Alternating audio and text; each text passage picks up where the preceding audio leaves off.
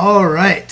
Hello, everybody, and welcome to our talk tonight. My name is Tony. I'm here from AMI-Quebec, and we're going to be talking about addiction and mental health. I always get it wrong when I try to point to a direction and say who's on that direction. That's just what happens. So whoever's on this side is going to go first. Rabbi Bresinger is going to go first, and he's going to tell us, we're like touching fingers, but in totally different parts of the city. So Rabbi Bresinger, who are you and where are you coming from? Where are you speaking from in terms of this topic tonight? Great. So thank you very much for having me. I am a big fan of AMI-Quebec.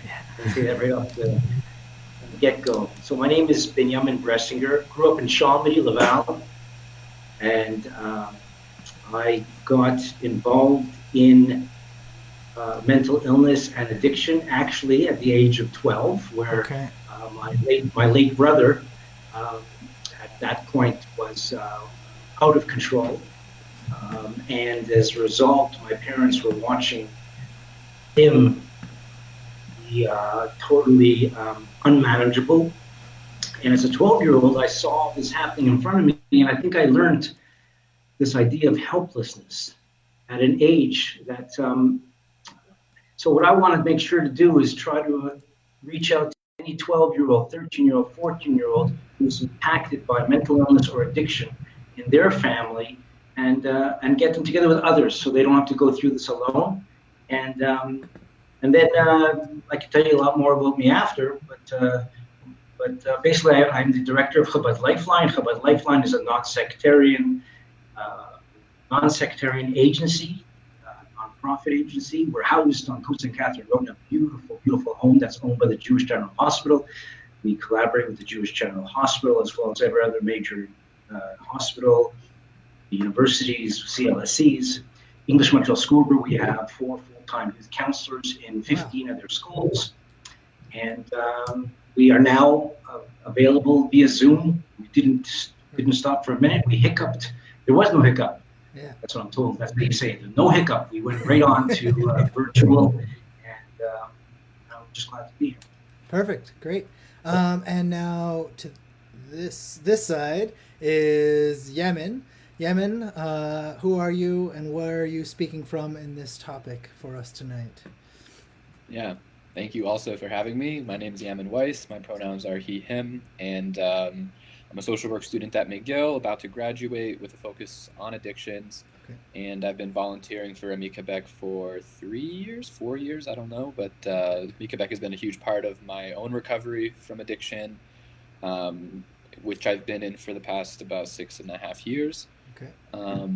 My partner passed away when I was 22 and she was 20, so that was how I entered recovery. It was a very messy and unfortunate circumstance, but luckily my life has been much better since being in recovery, and so I'm here to just also extend support and discuss the situations around addiction in our city and globally, and just try to help people find a way to recover from whatever they're struggling, if it's drug related or any addiction related.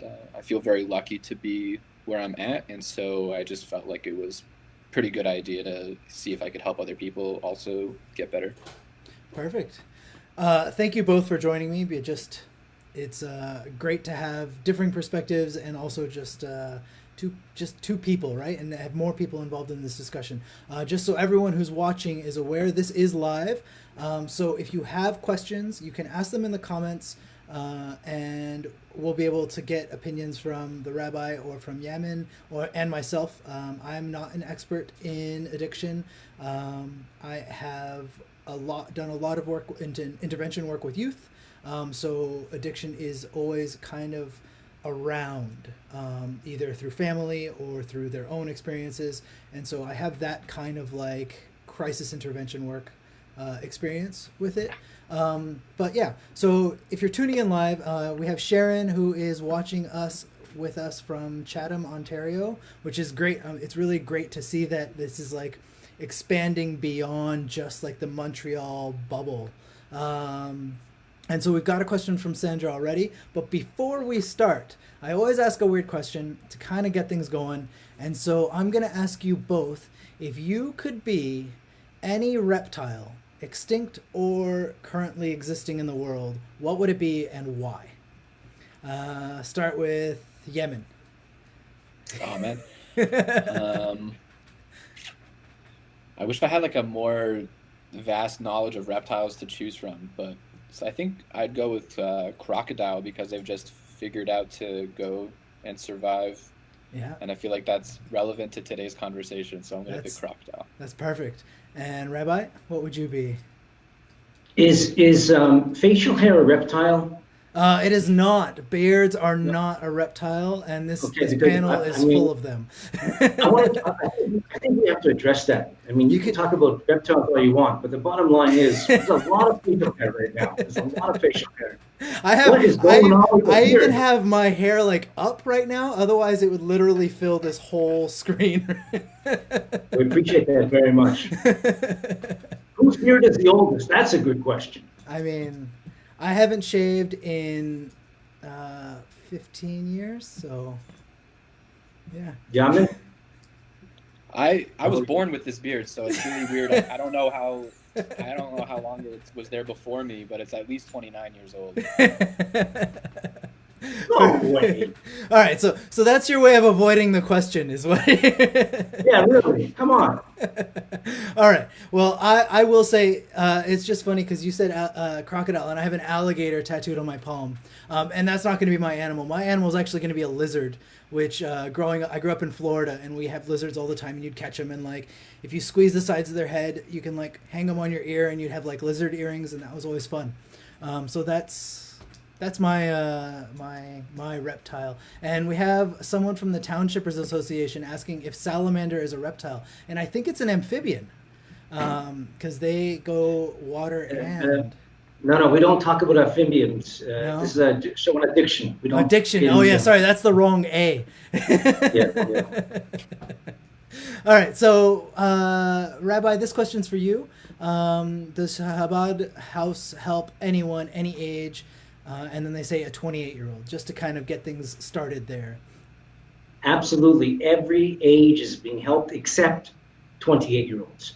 Everybody else, we haven't yet gotten. No, I'm just kidding. Yeah. Yes, so as a matter of fact, one of the things about Chabad Lifeline that's really important to put out there right away is that we offer a completely comprehensive, holistic type of service where we have services for, like I said at the intro, we have services for children, that young children that are in a household where there is addiction, some shape or form.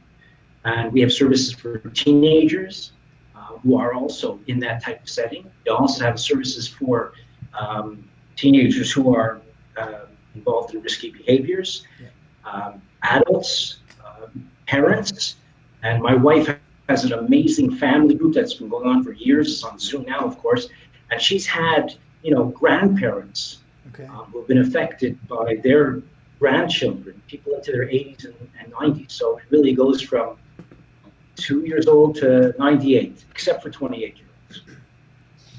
All right. So I've got a question to kind of get us started with this discussion. Is we have this broad subject of addiction. So what kind of addictions are we seeing out in the world today? Let's start with Yemen. If you're studying in social work with your focus on addiction in general, what kind of like things are you working on in school and like to get out into the non-academic world that you're going to be working with? Yeah. I think I'd like to answer that in two different ways. One is the variety of things that people seem to be addicted to. Yep. And two is the way that addiction affects different people from different backgrounds. Yeah. So I'll first start with the second part. Addiction doesn't discriminate, but the relationship between people that suffer from addiction and access to service and care and recovery, that does definitely discriminate. Yeah. And so people with different marginalizations of race and class and gender and sexuality and citizenship, all of these things affect access to different kinds of treatments. Some treatments are more readily available than others, but definitely more treatments available for people that can afford it, people that have citizenship, people that have Medicare. And so offering as many people as many types of recovery as possible, I think, offers them the best chance. And so independent of what people are addicted to, their social locations often they play a role in the trajectory of recovery. Okay. But I personally believe that you can be addicted to anything. There are many different kinds of definitions for addiction. There's the model that's like the DSM's version, which is the Diagnostic and Statistics Manual. There's a 12-step description. There's a harm reduction model of addiction. People have different meanings for what that word is. I think it's when you are unable or unwilling to stop doing or consuming something despite repeated severe consequences. And so we talk about addictions, we often think of alcohol, drugs, which alcohol is a drug. We tend to look at those things differently for a wide number of political and economic reasons. Then there's like the drugs, the illicit drugs, the legal drugs, the drugs that are readily available from pharmacists and psychiatrists. Those are also highly addictive sometimes.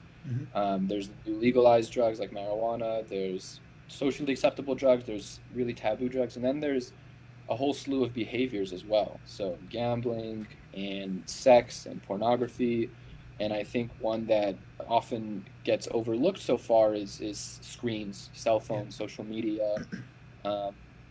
I think that has changed dramatically since the three of us have been around.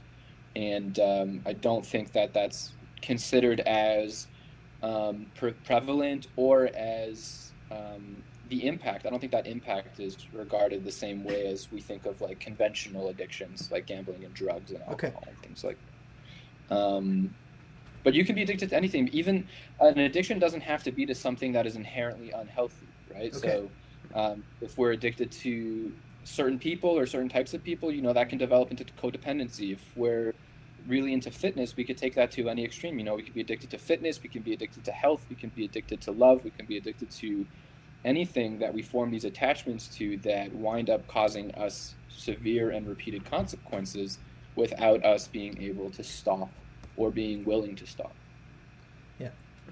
All right, that's a very comprehensive answer. And just Tina, who just asked a quick question here, and someone answered in the comments, but I just want to make sure that everyone is aware who is watching. The topic tonight is addiction. I realized just now that I don't have it written anywhere on the screen. So those who are tuning in, hopefully, I know it's in the description of the video, but I guess it's not on the screen itself. So yeah, we are talking about addiction. And so, Rabbi, what... to kind of go off of that, like Yamin said, there's all these different. Could I just address that? Because that's go ahead. The conversation, to add to the conversation. I'm speaking from our experience. We have close to 16,000 visits a year. Okay. The traffic since March has increased 25%. I believe it. And we've had to actually increase our staff by 30%. Because our commitment is that there should be no waiting list. Okay. That was a huge financial challenge for us to be able to do that. Thank God we have a great executive that was committed to that and are committed to that. What we're seeing in that traffic, and I can print out the numbers, but just say it off my head right now, is it's kind of different to what Yamin said a little bit. You were saying that screen is not necessarily thought about as addiction, as the same way as drugs or alcohol. We're seeing with last 8-9 months, if there's anything that now it's resonating with people because of what's going on with screen abuse, screen infatuation, obsession. People now, it's almost like that blew open the whole conversation for addiction. Okay. Especially when it comes to judging, because you can't judge anybody, certainly not a kid who's glued to his screen. I mean, he's not going outside, he's getting schooled on the screen, he's doing it. So it's like almost you can see how all-consuming it can become. That's helped in a strange way to destigmatize something that's long, long overdue. Of the traffic, what we see, we have about 30% is for cocaine and other substances similar. Probably about 15% is just for marijuana, which is a key point. And interesting, the ages of people coming for marijuana help with marijuana is under 25, which is a statement. You know what I mean? People, that means 25, they're already now at a place where what I would call addiction, it basically is your central guiding principle for your day. They call it the central orderly principle. What are you doing with your day? How is it shaping up? What's it all about your day? And the self-sabotaging behaviors that we see, whether it's to drugs, and by the way, prescription drugs, I just spoke to someone today, 20-year-old girl who was having panic attacks, and her family doctor 2 years ago prescribed for her clonazepam. And she's been addicted like crazy since. So it's like prescription, in the medical world has to get on board. It's insane how this can cause. But we also have a big program for sex addiction, which is one of the behavioral addictions, like Yamin said, or process addictions. We have the only certified sex addiction therapist in Quebec, who's been with us from the beginning. And she has a program for people who are coming in who are usually being caught by a spouse or somebody else. That's usually addiction. People come for help when there's consequences that become severe enough. That's probably 60% of the time. 40% of people coming because the consequences are internal. They just had enough. But so sex addiction is a big one, and that's a whole subject in itself. And partners of sex addicts. My wife runs a program for partners of sex addicts, and not only that, but partners and family members in general with addiction. So I think the number one thing that we're seeing amongst youth right now is screen addiction. And we have got a grant recently, thank God, to develop a comprehensive screen addiction program that will be launching within a few months. And amongst adults in Montreal, it seems like process addiction, including sex addiction, gambling addiction, are probably the majority of what we're seeing. Cool. All right, so we've gotten a lot of comments. Thank you for that. That was like that was what I was going to get at, was asking you what you're seeing at Chabad Lifeline. We've got a couple comments here, and I'm going to kind of go through these really quick, put them on the screen so we can see, and then I've got a question I'm going to ask. So this first one is from Adriana. It's a question specifically for Rabbi. It's they have a 24-year-old son who's in the Jewish, and they want to know if you can help them. And I'm going to go ahead and answer that and say contact Chabad Lifeline and go to their website, give them a call, and they can absolutely help you. I'm sure that's going to be what you're going to say. Do you have anything more to that? Yes, I do. Okay. The fact that you are, in quote, Juif, unquote, for us makes no difference. So that's very, very important to put out there. That is a very important aspect, actually. Lifeline is not sectarian, and probably when it comes to our overall population of people we're serving, it's probably closer to 60% non-Jewish than Jewish. That's English speaking, which is important. It's an English speaking service. And I don't know why your son is in the Jewish General Hospital, but it would be a good idea for you as a mother to reach out to us. You can email Karen at chabadlifeline.com, and you can start a dialogue and see if we can support you in any way. So is it Karen with a K? Oh, yes. Yeah. Okay. So, Adriana, I just put the email that Rabbi said on the thing. I just put it in as a comment there, so you can contact Karen, and that can get the conversation rolling. And Sharon made a comment that said, when you were speaking, Rabbi, about that, it was legal trouble finally that made him realize he needed help. And then one more person here Tina said that she's in a 12-step program, and it totally saved her life. And she'll be 4 years sober this June. So yeah, congratulations on that. That's great. I learned something. First of all, I learned so many things from people in recovery. I've been around the recovery world for over 30 years. And one of the things that I got, because you mentioned AA over there, there's only two things you have to get in this world. That's it. Okay, what are those two things? Now you have. I'll tell you. Now that you asked, I'll tell you. There's only two things you got to get in this world. One, there is a God. Okay. And two, you're not him. I will 100% agree with you on one of those, and then the rest is for another. The rest of that discussion is for another topic entirely. Fair enough. That's an AA statement. Yeah. Okay. So we have a question that's specifically gonna kind of bring us back here, kind of bring this together. Is there a correlation between mental illness and addiction? In other words, does one cause the other and vice versa? I'm gonna have Yamin start this one now. Mm-hmm.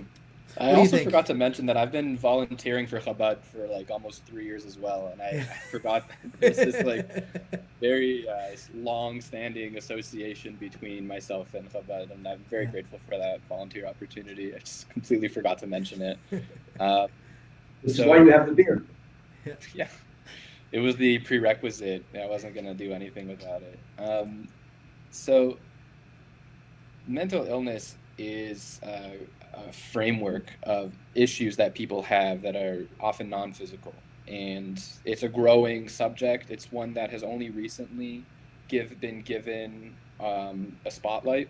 It's something that was like really not spoken about generations ago, and addiction is a part of that conversation about mental illness. And sometimes people that have previous relationships with mental illness are more susceptible, and sometimes addiction can cause other types of mental illness as well. So it works both ways. Yeah. There's the current view of addiction.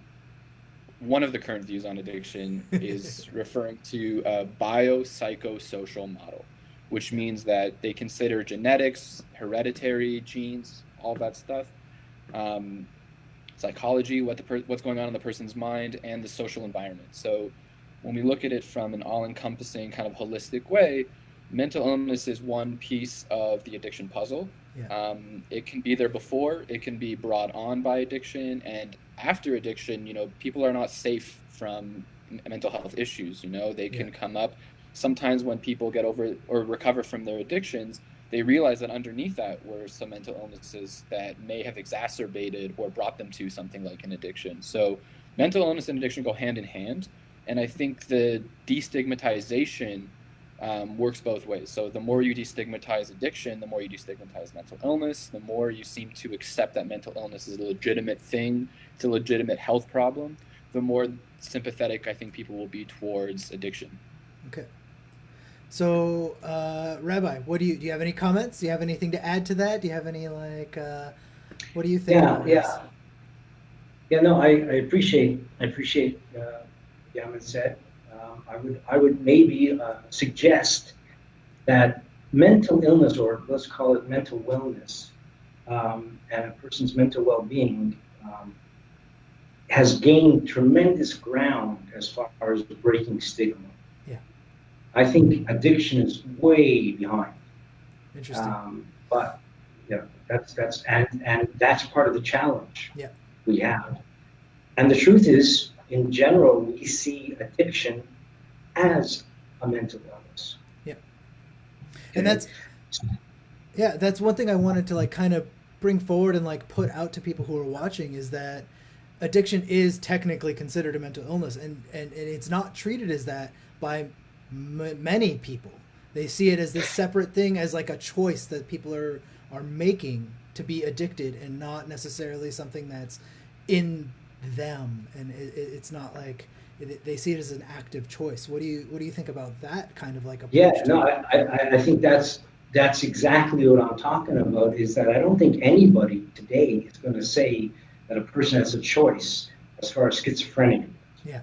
I mean, I'm sure there was a time that people blamed people for all kinds of things. Yeah. We're nowhere near that when it comes to addiction. Yeah. Because usually the thought is, the uneducated thought, could be, get a hold of yourself, get your life together. Yeah. What's the matter with you? Okay, so I can give you a quick story to answer that really quickly. There's a beautiful thing that happened with us. We have, there's a lady now in her 40s, but she spoke for us about 15 years ago, somewhere around there, and she described her life growing up as always being in high anxiety. Yeah. High anxiety. When she was 12 years old, somebody gave her a shot of whiskey. Yeah. She drank the shot. She told this story 20 years past that. She says she remembers vividly the moment it went down her throat and came into her system, and a calm came over. Yeah. And that calm is what she's been chasing since. Interesting. So now, I challenge anybody who thinks that a person with addiction should just get over it. Yeah. I challenge anybody who ever had a panic attack, anxiety attack, right? Yeah. And then give them a shot and see. So in a certain sense, addiction, like Yamin said, addiction could be for everything and everybody. That's a separate argument. Let's say that's true, but one thing for clear about addiction is the extremes. In other words, the heightened anxiety, the crazy anxiety, and the immediate and crazy resolution of it. Okay. See, many people suffer anxiety, but if they're going to take a shot, it's not going to do much for them. Yeah. So we're talking about the extremes there. And the other thing about mental illness and anxiety, or the correlation between mental illness and addiction, we don't know many people that come through addiction without some serious, or not serious, but anxiety disorder on some level. Okay. Anxiety That's is the comorbidity aspect of it. I don't know if that's the right way yeah, of phrasing it, but yeah. we left out a key thing in the description. We're going to talk about comprehensive and holistic. There's a spiritual angle to addiction. There's a tremendous book that I'm sure everyone's aware of. Viktor Frankl wrote a book, Man's Search for Meaning. Okay. And there he speaks of it as a psychiatrist who actually went through Auschwitz and wrote notes during, and he came up and published his theories, which he was actually started because he went against Freud, he went against others. He said man's search for meaning is the primary search of a human being. Okay. And that's where, if we don't address that, and in a certain sense, I feel that people with addiction have a heightened sense or a heightened sense of spirituality. Okay. They must have meaning or else. And that's why it's an honor to work with people with addiction for so long. Okay. Yamin, do you have any insight or comments about this? About what, like this? It's a good back and forth here. Yeah. Yeah. Okay. So we have another question here that came in, and I'm scrolling through. We've gotten a lot of questions, so I'm scrolling through. I've got them here on the side. One comment that came in, Sharon said, phrasing mental wellness instead of mental illness helps destigmatize. I think that there's definitely an appropriate place to say it that way as mental wellness, but I do also think, I mean, and this is me speaking on a personal level here, I think it is important to make sure that it is classified as a mental illness as well. I think that you wouldn't say, oh, well, we have to destigmatize someone having a cold by calling it something else. It's still something that people need to recover from, and they suffer from and live with, or not necessarily suffer, but they live with it. And I do think there is definitely an appropriate time to call it mental wellness as well, but I think there is a time for both of these. And so Sharon has another question, or was it Sharon? Could I just add to what the rabbi said?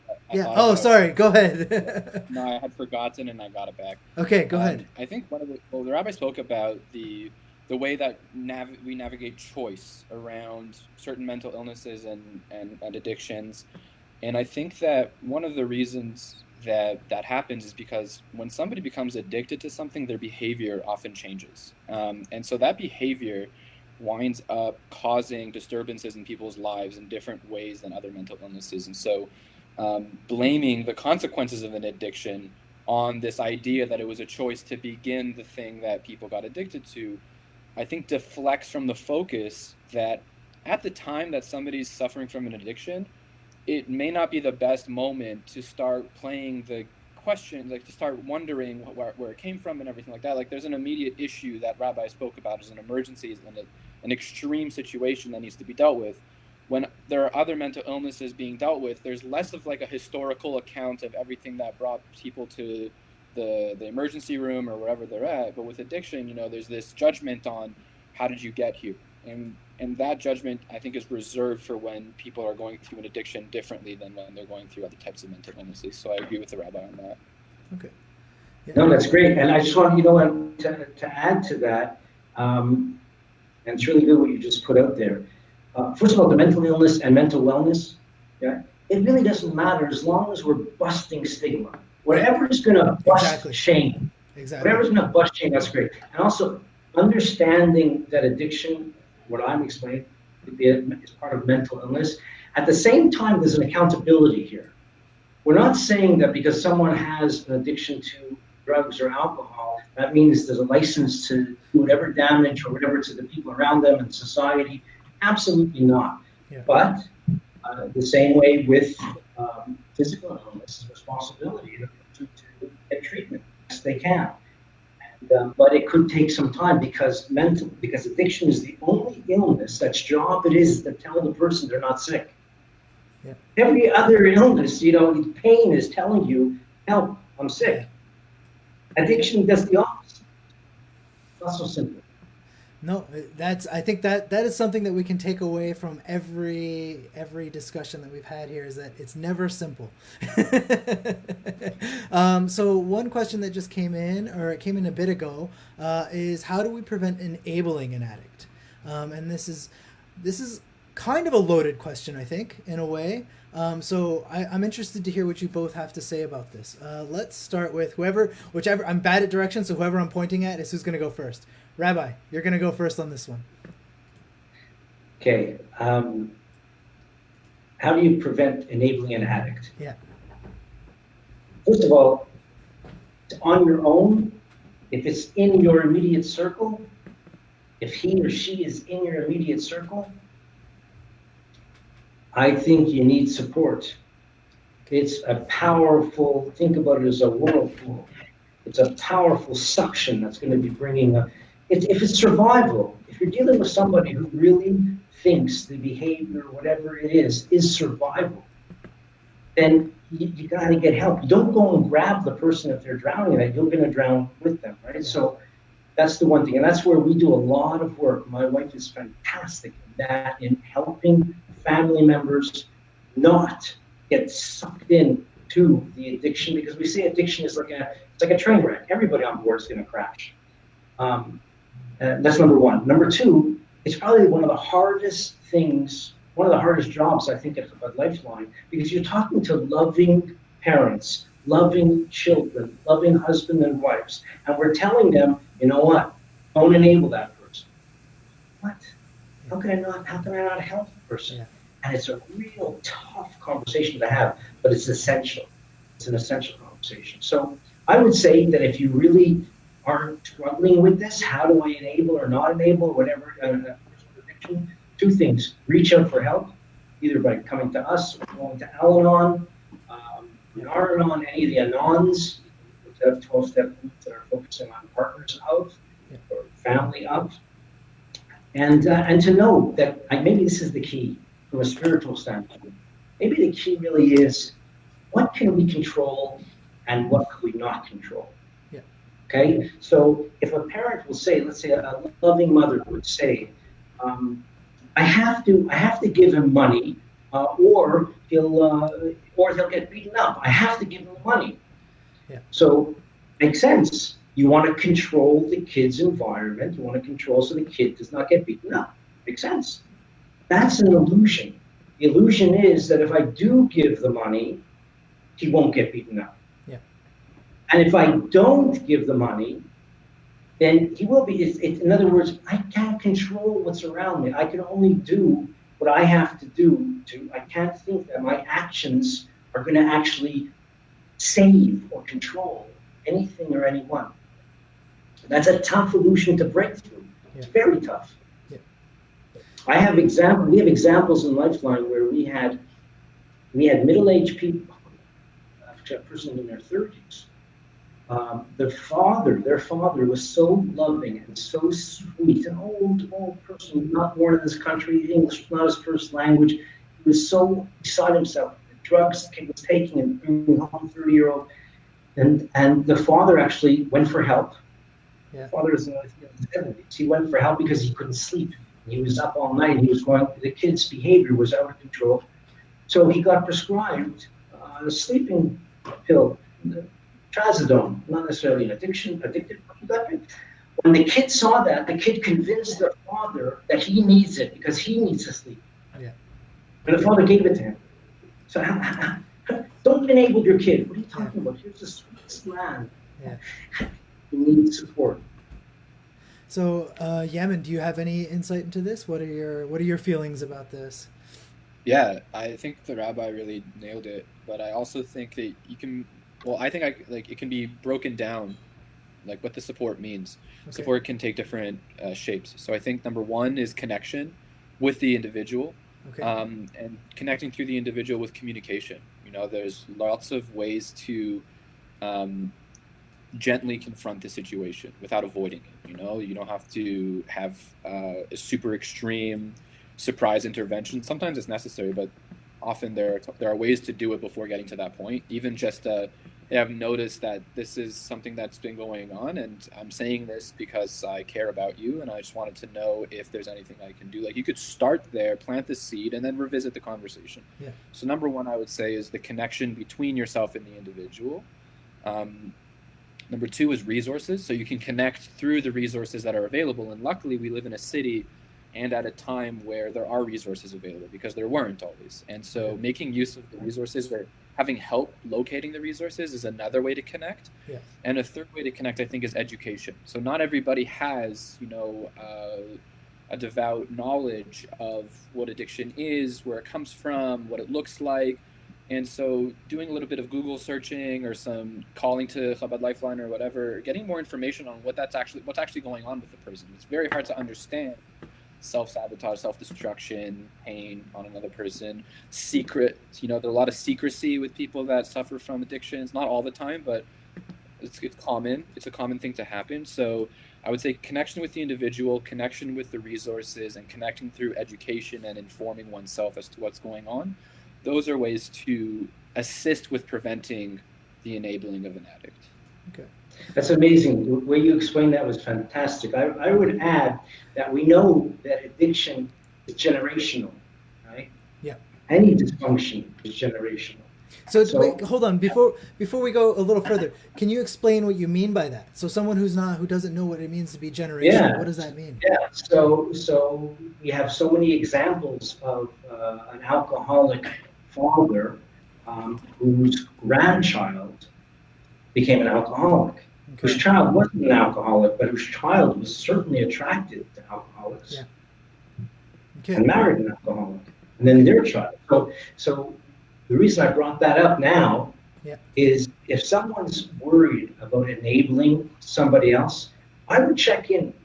I would check in with myself, and I would say, how many relationships have I been involved with where there is that type of behavior? And is there something to look inside of me? Because all too often, the one who's causing the self-destructive behaviors, or whatever it is becomes the focus. Stop and look inside of ourselves, because the truth is, there's a big human need we have to be needed. And that being needed could become addictive. Okay. And then I might be looking unconsciously for different people around me that I could save, that I could focus on, that I could be needed by. Okay. So it's a subject on its own. So I have a lot of comments here, kind of with the same theme. So I'm going to put a couple of them up actually back to back here. And this is specifically about enabling and how to show someone help, get help for a loved one. And so this is the challenge, is that you can't force it. I drove myself crazy trying. They have to want the help. And then another person saying if they don't see they have a problem, they're not going to reach out, and that it's frustrating. And then, yeah, I think there was another person. So how do we address that? Like when that's a common thing that I've heard, is that someone has to want help with their addiction. Is that true? First of all, and if it is, how can we address it? And if it's not, how can we address this? Like, how can we help our loved one who we can see is going through this problem or going through an issue with addiction, but they can't see it themselves because they're so wrapped up in their world that that's their life. Yeah. So Sharon seems to be busy over here. We appreciate your question, Sharon. Yeah, Sharon is giving a ton of questions. There's a lot of people giving a lot of really good questions. Good. Okay. It's great. The feed is like a lot of comments coming in. It's really good. What was interesting to me about one of the comments, maybe with Sharon or not, was it's so frustrating. Yeah. Yeah, that was Robin. Robin is saying that was very frustrating. Another person's behavior is not frustrating. The way I perceive their behavior is frustrating. I can't control the other person. I certainly can, with support, work on my frustrations. Okay. I can certainly work on, with support, detaching with love. I can work on these different things. So I think the focus has got to always come back to this idea, okay, what is going on with you that can get the support? And interesting, like in a family dynamics and in internal family systems, the idea is that when one member of the family changes, everybody kind of changes. So what we are, what Lifeline is a very important part is the person who comes into the principal's office is the bad kid, and they bring in the parents. Your kid did this and this and that. We should be bringing in the whole family, and not identifying the kid as the bad. Let's talk about it as a family. This is the solutions, and there's no human being who's completely on their own for good or for negative. Yeah.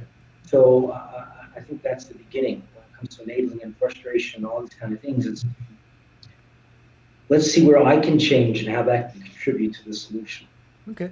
Yamin, do you have any comments about the frustration, or just like the idea of someone needing to want to get help before they can actually get to the point of getting any help? Yeah, I think that there are ways to push that threshold. Okay. You know, there's a threshold that people cross where they can't take it anymore. Yeah. And they don't live in a vacuum. They don't live in a bubble. So there are strategic ways of moving that threshold with the right guidance and the right planning. There are ways to move that threshold that can, if not get the person to come on board, reduce the suffering for the family members, reduce the, there's ways to mobilize. And then mobilization doesn't always get what the people want, like it does. People have agency. They have the right to do what they want as adults, and so that has to be respected to a certain, as much as possible. But I think that a lot of the time when people suffer from addictions, there's a lack of communication, and the lack of communication can be a lifetime long, and it could be extremely complicated, and there could be many barriers and experiences that are preventing more adequate and effective communication. But I think that starting from that perspective, that with more thoughtful communication with the right people at the right time, there are ways to mobilize around getting somebody help. And there are many people who not only are willing to help, but have been helped in a similar way that can provide that experiential education as well. And so I think that there's hope for people that are seemingly too resistant. They just don't seem like, and nothing's going to get them to change. That could be true in some cases, but I think the rabbi and I would agree that there are many people who are willing to question just how serious that is, and are willing to go to certain lengths to show that it doesn't have to be that way. Okay. Rabbi, you have anything else to add to this? Yeah. We are very fortunate. We hired just in the last few months a gentleman, John Godin, and he's been in the field for more than 45 years. He was involved in addiction at the Veterans Affairs. He was one of the leading people there. And he's a trainer of motivational interviewing. He's trained over 1,000 people. His wisdom brings to our team. We have a team now, thank God, of 11 full-time counselors, therapists, social workers. He brings to our team such a valuable concept of motivational interviewing, which I'm seeing personally, the way I'm hearing it personally, is such a powerful thing for my own spiritual life. Yeah. Can I be inquisitive? Can I wonder about a person? Or, and I've seen this 1,000 times, same old, same old. In other words, can I be judgment-free? Yeah. And judgment-free basically means I'm curious. I want to know about you. I really don't know you. The truth is, there's a Talmudic statement. There's three things. There's who I am, is who you think I am, and who I think I am. Who I am, who you think I am, and who. So we don't know. We certainly don't know our others, and we don't know ourselves. So that's part of this. I think it's, Yaman said, as far as communication and education, and I really think it's essential to address that part within me when I'm interacting with anybody else, is that no, I can't finish their sentence, even though I probably could. But I have to leave that behind because I really want to. Everyone's story is so different. And I think that kind of curiosity it makes connecting real. Mm-hmm. I think it might be important also just to mention what motivational interviewing is. That was going to be my next question. as far as I know, motivational interviewing is a pretty revolutionary therapeutic technique because historically the therapist was always seen as this expert that was going to tell you about yourself. You were going to come to the expert with questions about who you are, and the expert was going to tell you who you are. Yeah. And so motivational interviewing takes that hierarchy and completely reverses it, where a trained motivational interviewer will see themselves as the explorer of the person that they're talking to, and their role is just to get that person to evoke introspection or evoke things about themselves. So a trained motivational interview will not be as directive, will not be as prescriptive. They'll be the ones just steering a conversation that somebody's having with themselves. And that really changes the game for people that are resistant to getting help.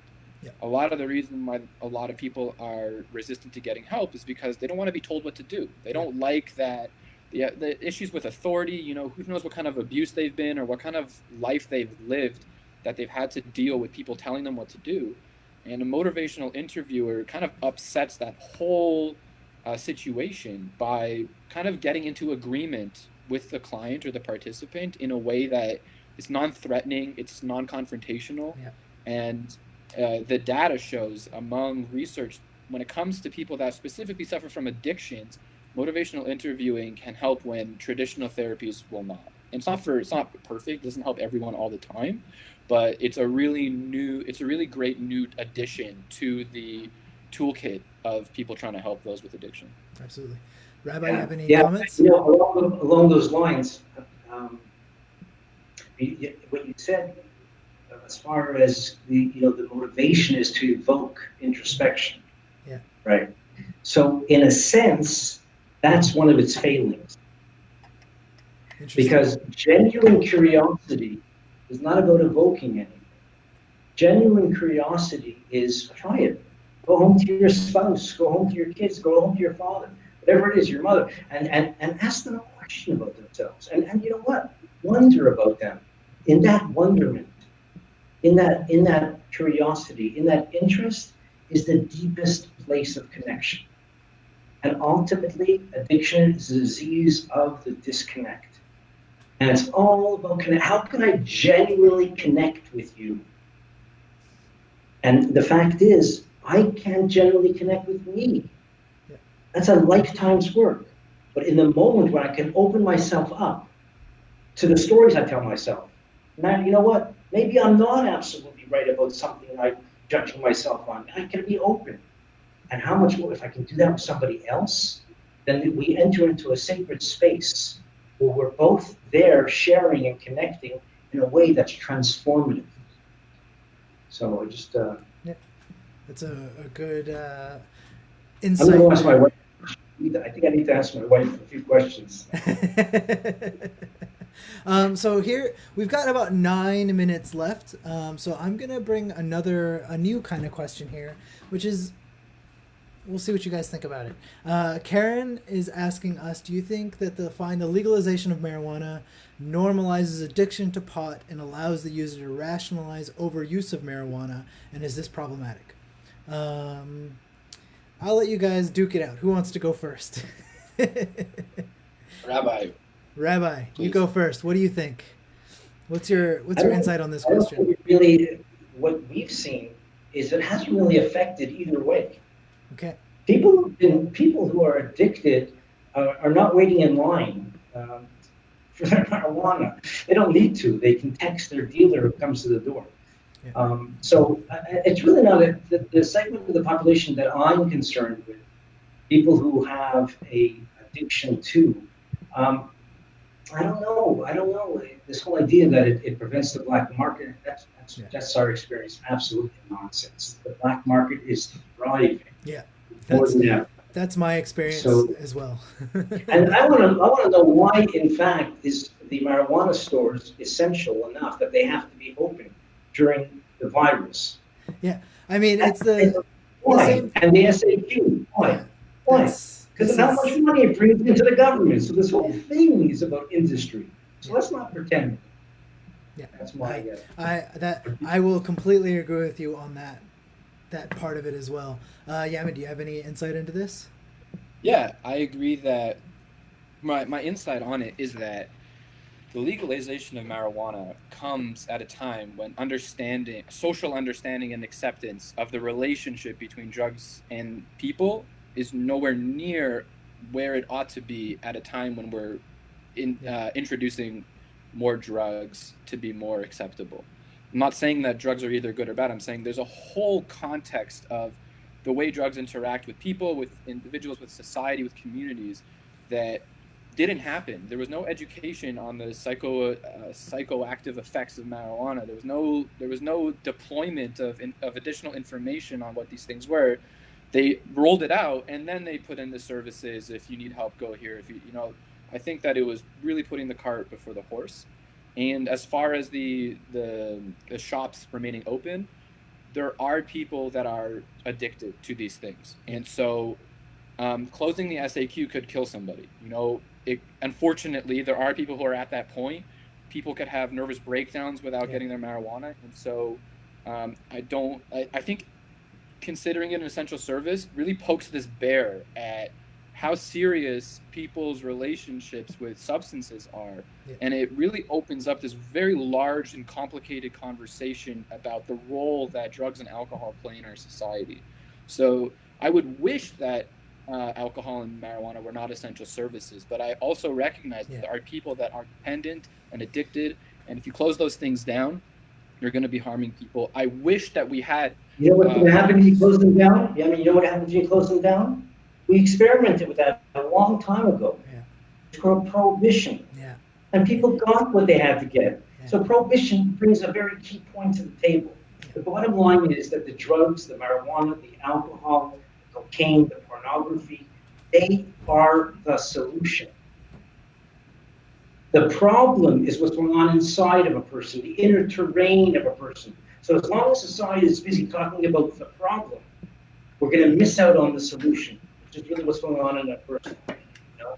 But listen, I respect your opinion, and I certainly it brings up the conversation. There's no question, but it's not about the drugs and alcohol. That's big money, and I wish I wasn't as cynical, or as I am. Maybe when I get to your age, I'll be less cynical. I'm hoping. I mean, I think we haven't spoken about my views on the government's response to COVID. And I'm trying to. I'm trying. It's interesting, right? Because I hear this discussion around addiction, and immediately what pops into my head is the government's response to COVID and the shelters that are not allowing people to come in who are inebriated in any capacity and are being forced to sleep on the streets because of their addictions or their substance use, not even necessarily just addiction, but just substance use, period, and then freezing to death. Where, like, this is what immediately pops into my head when we say things like, okay, we're going to leave the SAQ open, but you're not allowed to go sleep in a shelter if you have had alcohol. And so this is kind of what I was talking about right at the beginning when I said addiction looks differently for different types of people. And so I think that the city, I saw a few articles that they're opening up more space, they're responding. I was livid when I found out that everybody else has to socially distance, but the homeless have to congregate in shelters by law for curfew. That made no sense. And so the availability for recovery for people that suffer from or experience homelessness, it's a whole, like, we could talk a whole other hour just about what society deems as important to a community of people. COVID, the federal response to COVID took care of a lot of people, but there were a lot of people that fell through the cracks, that weren't eligible for CERT. The people that had the least amount of money were the ones that didn't get any CERT. And so there's a lot of cracks. I know the rabbi was talking about that individual concept of, like, it's in the root of the individual that this addiction lies, but I agree with that 100%. I also think that there's a huge context of social structures and systemic issues that can't be ignored when we talk about addiction today. I just don't want them to be the focus when somebody is in front of me dying for services. Yeah. And that's what it seems like. I'm hearing conversations in academia and in other places, and okay, you can discuss it all you want, and you can work about social, economic, societal, that's good. But bottom line is, Chabad Lifeline has a free, immediate service to anybody affected by addiction whatsoever, with a commitment of a zero waiting list. And so I think that's the solution. That's why I respect Yamin so much, and you, Tony, because you're doing something about this. It's not about talking in an ivy tower and solving the world's problems. Yeah. It's about helping our neighbor and taking care of our neighbor. Instead of talking about the fact that he should be in a shelter in his own space, we have to get that guy a blanket. Yeah. That's incumbent upon each of us. Yeah. And so that's, I'm very honored to be joining this conversation. I am a very, very, very strong proponent of action over talking.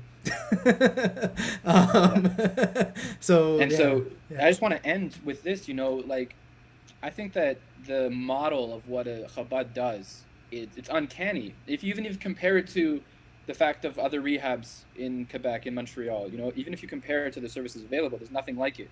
Immediate, services, English availability, wealth of expertise, introduction to a community of recovery, but there's one Chabad. There's one. And so they take care of as many people as they can. But I think that the fact that there's one of these organizations available speaks to a larger issue of funding, of social care for these kinds of issues. I think that there shouldn't just be one Chabad. I'm so happy, and it's amazing. It's amazing you're saying that. So our spiritual leader, the Lubavitcher Rebbe, Rabbi Menachem Mendel Schneerson of blessed memory, he wasn't interested in followers. He was interested in leaders. So first of all, there's not one Chabad. There's over 5,000, but that's the different part. I'm including young men, especially with your facial hair. Open another Chabad down the street, for all I know. Make it happen, and you are doing that with your life, and I respect that. Another place, and I've been posting a few comments here in the thread here, just about different. In our newsletter, we did an article about Chabad Lifeline and also another organization similar, which is Dunham House. And those are both places that offer intake services for people. And I posted links to both of those in the comments. So please make sure you click on that. Those are places, and the article is there as well. And just I need to say something as well. Someone in the comments, Chantal, commented saying she has no reason to live. I just wanted to say I posted the number to Suicide Action Montreal. If you can please call that number. There's nothing I can really say or do right here online with you, but please call that number. I posted it. They can definitely hear you and help you with whatever it is that you're going through right now. So yeah, please give that number a call. And I realize that sometimes these conversations can be triggering, and it can bring out some feelings that people may have had. And so that line is open 24/7 for anybody who needs to call. Just to kind of like put that out there. So thank you too for joining me. I know that's like kind of like a big switch there. But do you guys have any like parting words or anything like that you'd like to leave with? Rabbi, you can go first. That addiction is the disease of the disconnect.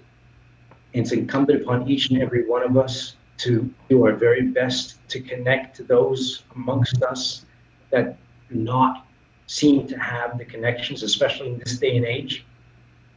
We need to be proactive. That's one thing about Lifeline did from the get-go in March, is that we weren't waiting for people to come to us. We went through our entire database, we hired new people, we called everybody, and we said, what's doing with you and what's doing with your kids? We have to be proactive. That's what the need of the hour is. Excellent. Yemen, any parting words?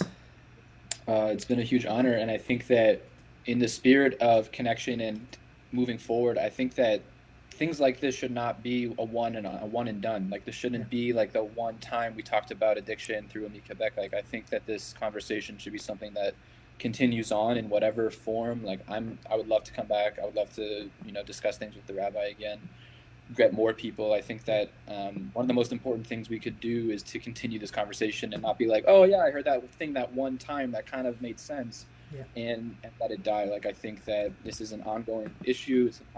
It's an ongoing issue, but it's also an ongoing solution. Like there are people that are getting better.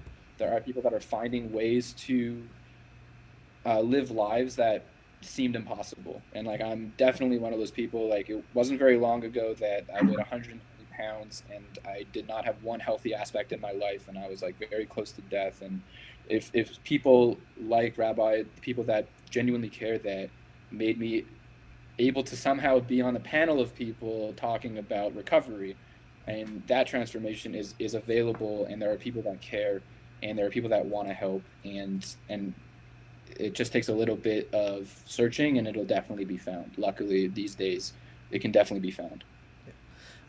And so just thank you again, the both of you, for joining me and joining us at AMI-Quebec and just participating in this. And if anyone wants to continue this conversation, you can always email me, outreach@amiquebec.org, and we offer presentations where we can continue this conversation in a more intimate group, I guess you could say is what you would call it. We offer presentations about a lot of different things. Yemen is one of our presenters. So yeah. Thank you both, and thank you everyone for tuning in. There was a ton of really good questions. And Chantal, again, just one last time, if you please could call that number, that would be great, because I'm going to have to shut this live feed off and we won't be able to chat with you after that. So good night, everybody, and thank you for joining us.